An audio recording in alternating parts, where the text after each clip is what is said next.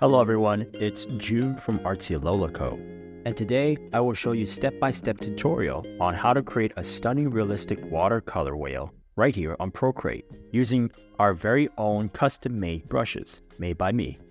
I've crafted 16 unique brushes specifically designed to bring this majestic creature to life in watercolor style. If you do find this tutorial helpful, don't forget to hit that like button, subscribe to our channel, and turn on that notification so you don't miss a thing. All the brushes that I am going to use are going to be available on Etsy. Check the link below. This brush set comes with 3 different canvases, sketches with all the brushes. So let's not waste time, grab your iPad, open up your Procreate, and let's get started together. Once you open up the canvas, you will notice that the first top layer is going to be the realistic watercolor guideline.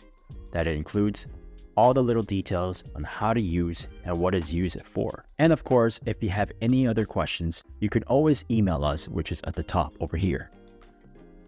Every canvas will be equipped with washi tape and borders to give that realistic feel, where you can turn on and off at any time. You could also change the color of the tape by simply creating a new layer. And let's say you want to use blue as your washi tape, you can drop it on the new layer and use a clipping mask. Now you can match it with whatever color you would like to color on. If you watch it to the end, I will show you how to remove the washi tape. One of my favorite brushes to start off to any painting is using the wet on dry brush. The wet on dry brush really gives a nice watercolor effect because it has harder edges. As you can see, I always like to start off with light colors in the beginning and progress to darker values to give that nice depth effect. And you just follow along the guidelines, the sketches, just like this. And don't be afraid to go outside the lines because watercolor, it doesn't really have to be perfect, which is the beauty of it. You want to find a light source of which direction it's coming from and start your coloring from there. So for this painting, the light is going to be coming from the left top side, so it's going to be a little bit lighter from that side. So the arm part of the edge is going to be a little bit lighter due to the reflection of the light. And from there, I like to go a little bit darker into a mid-tone. And I always like to create a new layer when I'm putting a different color in. One of the benefits of creating different layers for different colors is that if you don't like it, you can get rid of it and then start again without having to start from the beginning, from the light colors to the mid-tones to the dark tones. Again, create a new layer, and then now we're going to do the darker tones.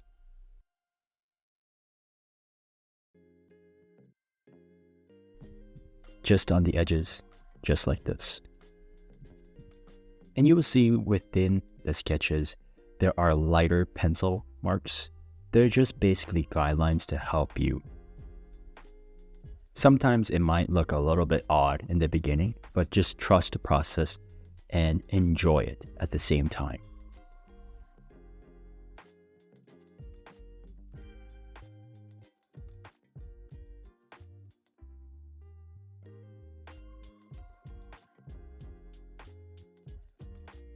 And now we're going to color the darkest tone, creating a new layer, and then we'll go all the way across the end of the blue side of the whale. I like to keep the shoulders a little bit darker as it has a nice curvature.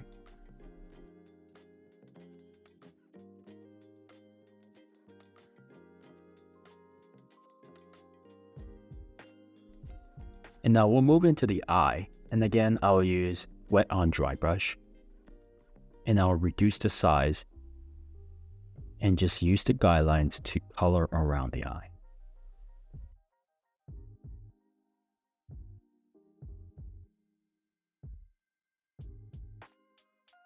And now once you're done with that, you can now blend them together by using your fingers to pinch it. Now it's time to blend. So I like to use the moving blender. So I like to go on the size of around 20 to 25. It really depends on the canvas size as well. And now you're going to start blending the colors by moving the brush up in one direction or down in one direction. in a waving motion to mix in the colors nicely. There are different techniques you can do waving, as well as pull and press motion as well. And the pressure will have an effect on how much it blends as well. So I like to give a little bit of medium pressure on this one.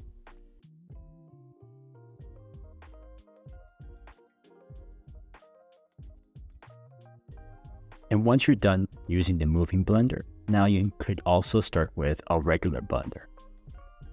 A regular blender really helps with this technique with push and pull, where it kind of has this watercolor effect to it when the water mixes with other colors. I like to pull the darker colors into the lighter colors and then reverse it sometimes.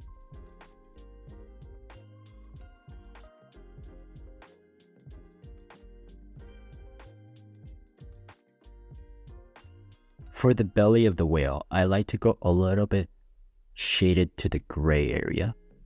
And we're only going to color the belly part of this time. And from there, we'll choose the rough round brush.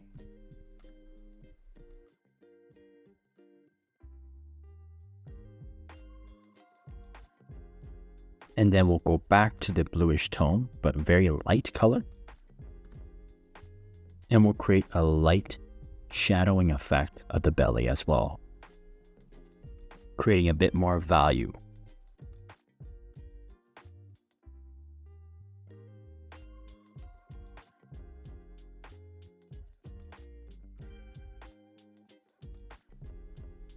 Now, once you're done coloring generally the area of the whale, I like to go back and create a new layer and pick the wet on dry brush to give that watercolor effect again.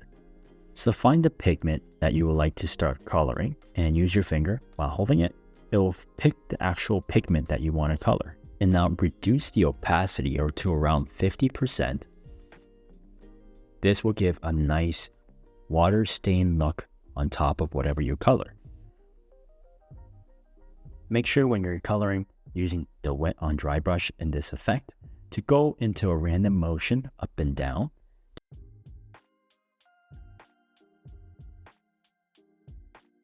Now you can continue this effect by pressing and holding to get the pigment of the color you want, and then go on top of the layer of where you want to color.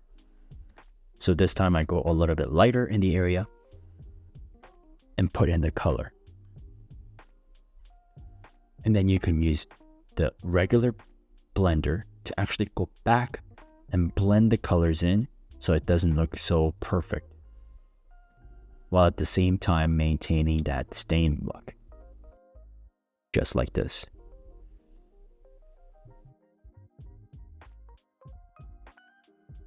And don't forget the belly part as well, giving that wet on dry effect.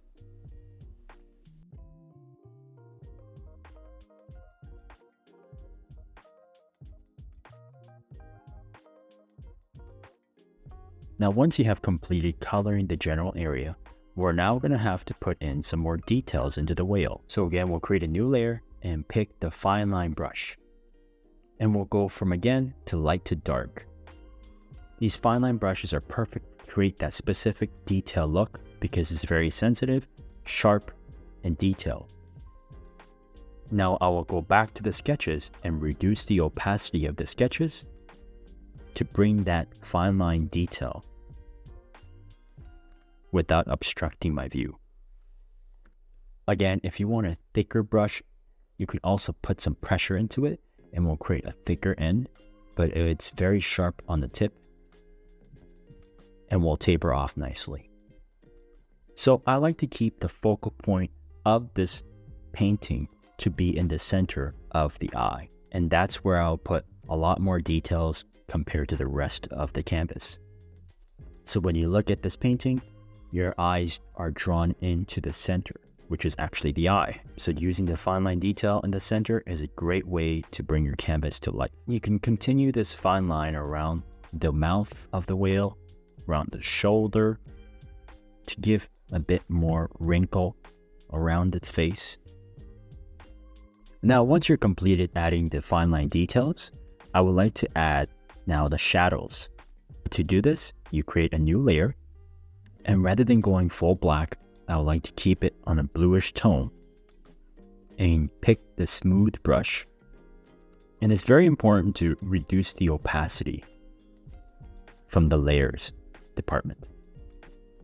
And you can always test it out. I'll begin with around 40%. So I like to find some shadows in the tail, as well as parts of the arm. And of course, under the belly where the arm protrudes. And you could always change the shadowing effect to make it darker or a bit more lighter. So I would like to put it around 40%. And now you could also create a new layer and go even lighter with the shadows. So I would like to go around 20% in the lighter areas and go underneath the belly.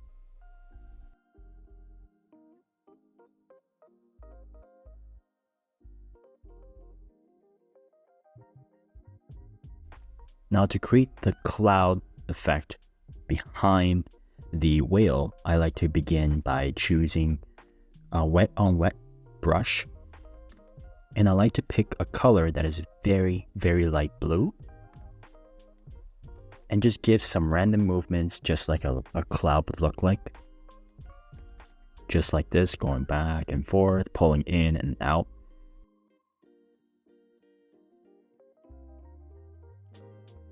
And once you're done that, create a new layer and clip the mask over the clouds that you just created.